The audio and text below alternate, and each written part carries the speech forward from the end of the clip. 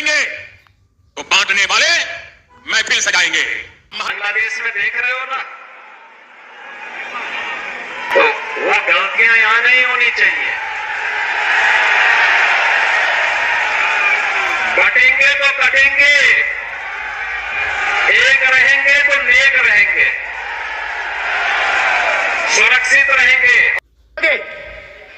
जाति जनगणना इस हाउस में, इस सदन में पास करके हम आपको दिखाएंगे। है प्रचंड बोल मस्तकों के झुंड, आज जंग की घड़ी की तुम गुहार दो। भान भान शान या की जान का हो दान, आज एक धनुष के बाण पे उतार दो। सर्वप्रथम आप सभी दर्शकों को मेरा नमस्कार और आप सभी को दीपावली की हार्दिक शुभकामनाएं। आज हमारे द्वारा जारी किए जाने वाले सर्वे से पूर्व आपको महाराष्ट्र चुनाव के महत्व को समझना बहुत आवश्यक है, क्योंकि लोकसभा चुनाव 2024 में विपक्ष ने संविधान खतरे में है और जाति जनगणना के आरक्षण को लेकर जो झूठा भ्रामक प्रचार प्रसार किया, जिसके कारण बीजेपी बहुमत से दूर रह गई।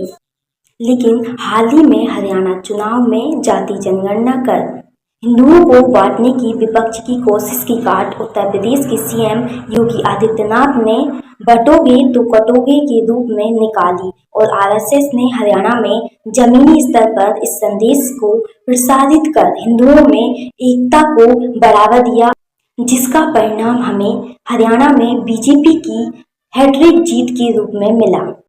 बस कुछ क्षणों के बाद स्क्रीन पर दिखाई देगा हमारे द्वारा किया गया सर्वे। हरियाणा में बीजेपी की जीत इस मायने में खास रही क्योंकि डीप स्टेट देश में बैठे व्यादों को पराजित कर राष्ट्रीय सुरक्षा सुनिश्चित की। महाराष्ट्र चुनाव में योगी आदित्यनाथ के बटोगे तो कटोगे के स्टैंड को कायम रखते हुए पीएम मोदी और आरएसएस ने इसका समर्थन किया और पीएम मोदी ने कहा कि अगर हिंदू तुम बटोगे तो फिर बांटने वाले महफिल सजाएंगे, क्योंकि महाराष्ट्र में मुस्लिम तुष्टीकरण सर्वोच्च स्तर होता है। इसका उदाहरण हमको इस प्रकार देखने को मिला कि लोकसभा चुनाव की धुली 5 सीटों पर आगे रहने के बावजूद धुली की दक्षिणी सीटों पर मुस्लिमों द्वारा दिए गए एक मुस्लिम 90% मतदान भाजपा प्रत्याशी हार गए और बीजेपी अब अपने मूल वोट बैंक पर फोकस कर रही है। चलिए तो अब हम आपको बताते हैं हमारे द्वारा जारी किए गए सर्वे के क्या परिणाम रहे। क्या बटोगे तो कटोगे का जादू चला या फिर जाति आरक्षण का कार्ड चला?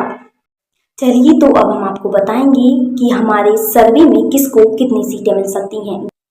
बीजेपी को 90 से 100 सीटें मिल सकती हैं और शिंदे गुट को 35 से 45 सीटें मिल सकती हैं और अजित गुट को 20 से 26 सीटें मिल सकती हैं और अन्य को 8 से 16 सीटें मिल सकती हैं। कांग्रेस को 45 से 60 सीटें मिल सकती हैं और उद्धव गुट को 30 से 40 सीटें मिल सकती हैं। शरद चंद्र पवार को 33 से 42 सीटें मिल सकती हैं। धन्यवाद।